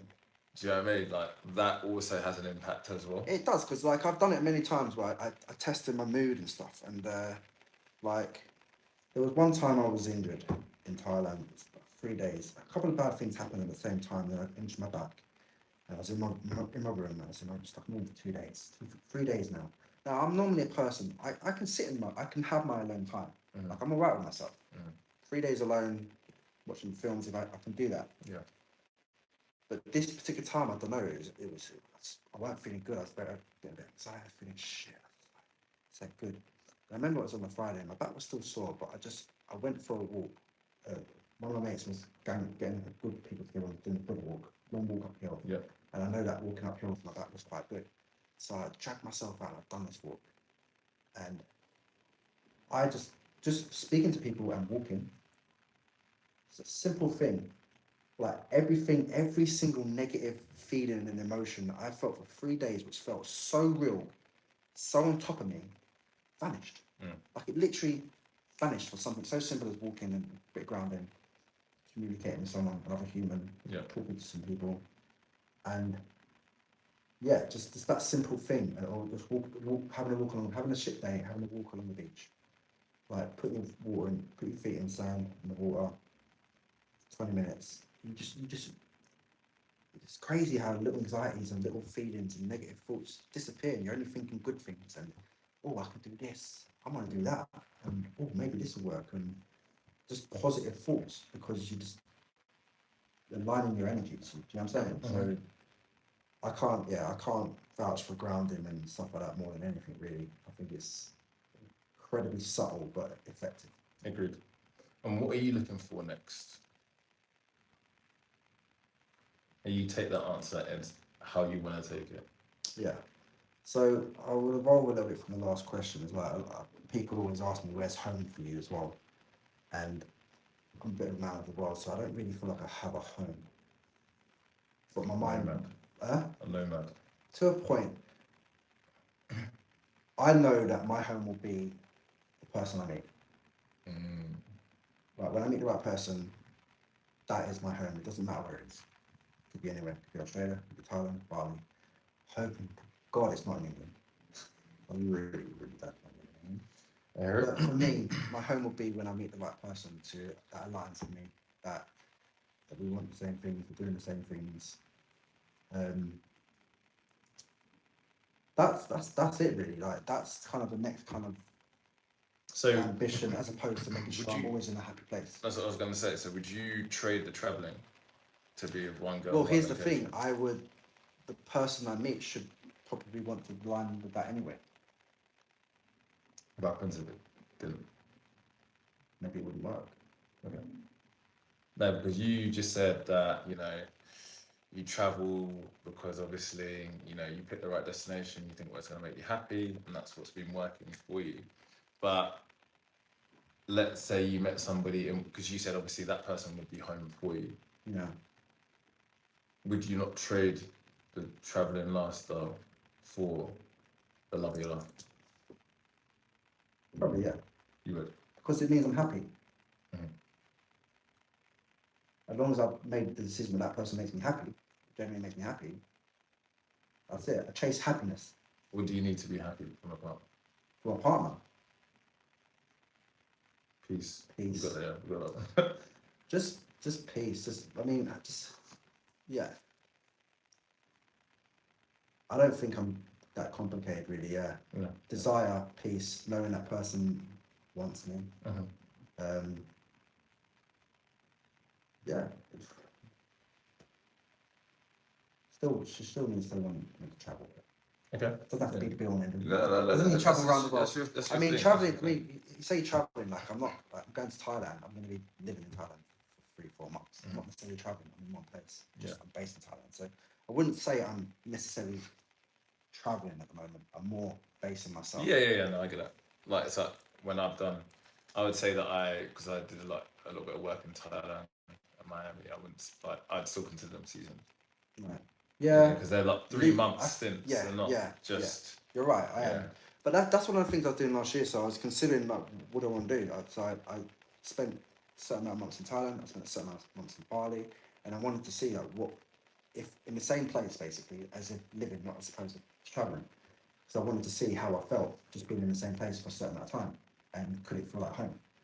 And then I kind of came to the conclusion that why do I need to make one place home? That would be an interesting situation if you met a girl that wasn't as keen. But that's a hurdle. That's a If, hurdle. like I said, if she's making me happy, that's a decision for me to make on my happiness. And I think Hopefully she would elevate my happiness, and that's what I would yeah, gravitate to, you know. yeah, and I think like traveling's become such a big thing for so many couples. I've got you know, one of my top boys. He's constantly abroad for work. Like it's so embedded into our lifestyles now that I think people would find it a lot easier than probably back in our parents' generation. Yeah, Because it just wasn't as accessible, right? So accessible now. Mm. Yeah, do you know what's crazy? Like when you say, "Oh, you're going traveling," I don't even view it as traveling. No, I get it. That's the weird thing. You're setting up camp for. Yeah, I just don't feel. And last year I wanted to make a decision on what was the best camp, but my views were, well, I don't feel like I need to choose. I'll just follow the weather. You know what I mean? Do you think that men that need physical tests like what you put yourself through the Muay Thai camps and myself as well? Yeah, I think because physicality and fighting or being punched in the face and stuff like that, you know, you need to understand it. You need to fear it and understand that it's not a fear you need to worry about anymore. I guess. You need to push yourself. Mm-hmm. You have to do things that make you feel uncomfortable, and fighting and Muay Thai and boxing and all these things, they take you out of your comfort zone. They humble you to fuck. Like just even to getting fit and doing fitness side of things, it's so hard. Having everything in your body's aching and still waking up at 8 in the morning and running up a freaking mountain and stuff like that. These things here, they discipline you. They shape you. Tell you a good phrase. And this has been something that I haven't mentioned for a couple of years. So I hope I don't cock this up. I'm gonna get it right. Okay, cool. I'd way prefer to make a hell out of my heaven and a heaven out of my hell. Yeah, I get it. You get what I'm saying? Yeah. I'd prefer to do the tougher things, like put myself in a 5K, a 10K, a high rocks competition, whatever that may be, to push myself for all the rewards that it's going to give me, although it might feel hellish at the start. So rewarding. Than create it the other way around and vice versa, which would be, you know, excess porn, junk food, reality TV, whatever it may be, Netflix constantly, which are all things that give you short, you know, dopamine rushes and is great within the short term, but is only going to lead you get more depressed in the long term. We all put rules on ourselves, like, and what we think we can achieve. Like, for instance, was always a fit guy. I'd always run 5Ks. And in my head, 10Ks, no, I would never do a 10K. And I remember the first time I broke that 10K, and I was just like, how did I think I could never do this?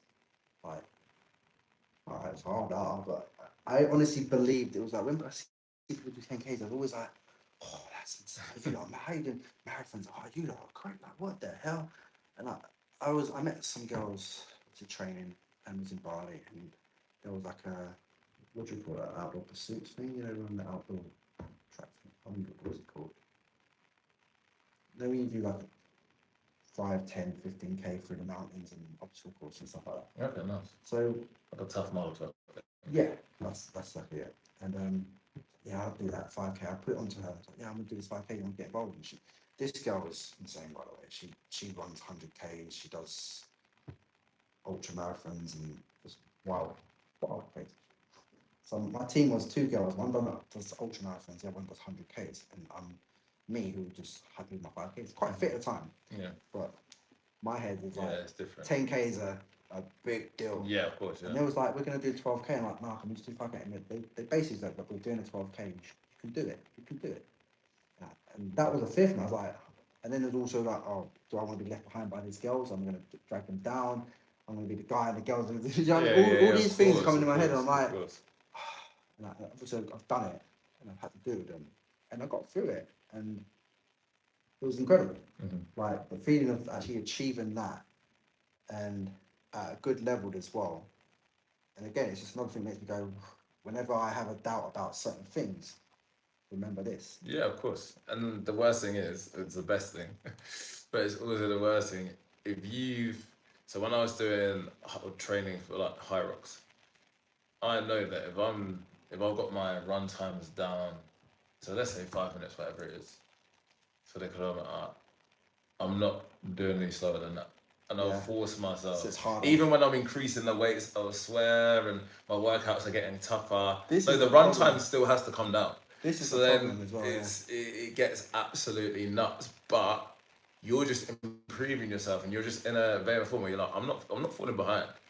I'm getting better and better and better and better Every each time you week. break these mental barriers, like you look back at it and you just think, why was I even doing that? Like, do you know what I mean? Why was I even thinking that? Like it was hard, but to think that is not possible is something that's the demons we all fight with all the time, every day. Yeah, agreed. What do you think that? Okay, what do you think of men of your age group? What's the truth that they need to hear? Age is nothing but a number. Love it. Simple as that. Again, it's just walls. Thinking it's crazy because I meet guys my age, dead on my age, and you would think they'd be my dad. Yeah, You could easily go, that's my dad. Yeah. And the reason is because they're set to they're old, they act old, they don't look after themselves. You know, they just, yeah.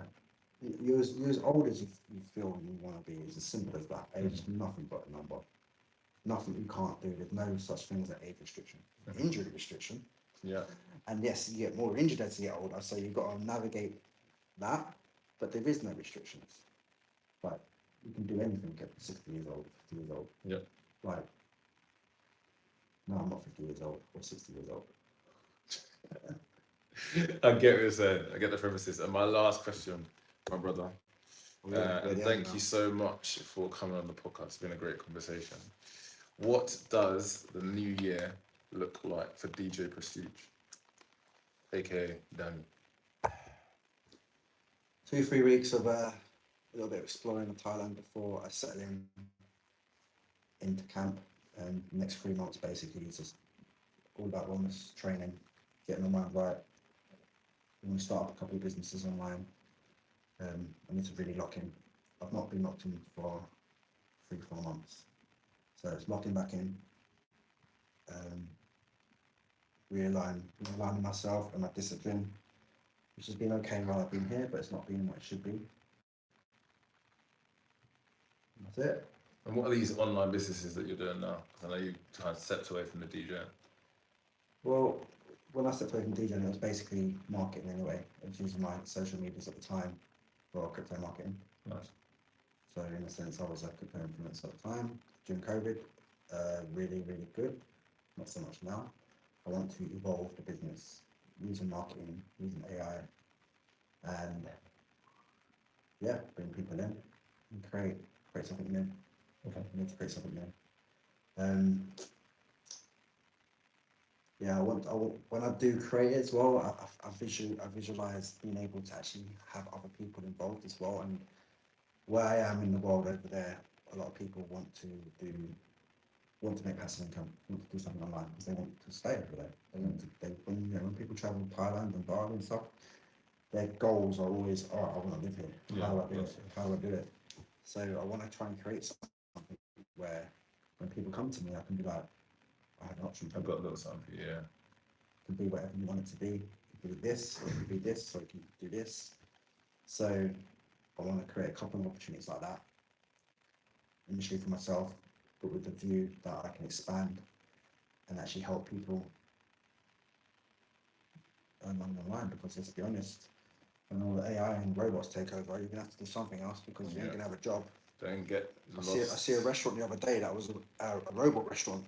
Don't even need chefs anymore. Do you know what I mean? So Chefs. yeah, but Wow. mate, I mean, they're coming for our jobs. Crazy. We got to start innovating. 100%. We got to start innovating. They're coming for our jobs.